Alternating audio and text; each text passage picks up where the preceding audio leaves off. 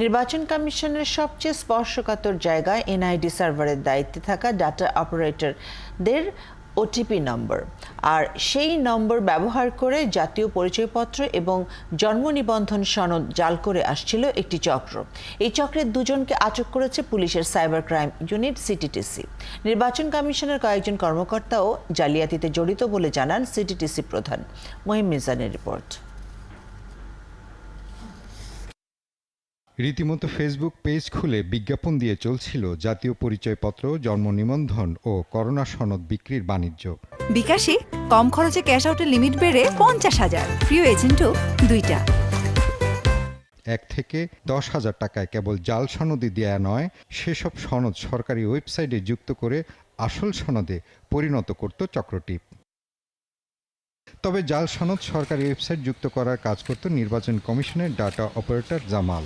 CTTC জানায়, লিটন নামের একজন কমিশনের সার্ভারে ঢুকে যে ওটিপি দরকার হতো তা জামালের মাধ্যমে পেত। বিনিময়ে ওটিপি প্রতি জামালকে দিতে হতো 3,000 টাকা। ওটিপিটা কিনতে হতো 3,000 টাকার বিনিময় যে কোনো।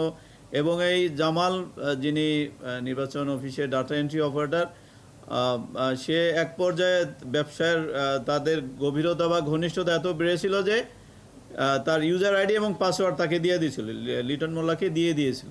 লগ ইনের জন্য তাকে 3,000 টাকা দিতে হতো প্রতিদিন। করোনা সার্টিফিকেট ও জন্ম নিবন্ধন তৈরি করত সে। সরকারি ওয়েবসাইটের সাথে মিল রেখে নিজস্ব ওয়েবসাইট তৈরি করে সেখান থেকে আপ করা হতো অনলাইন কপি।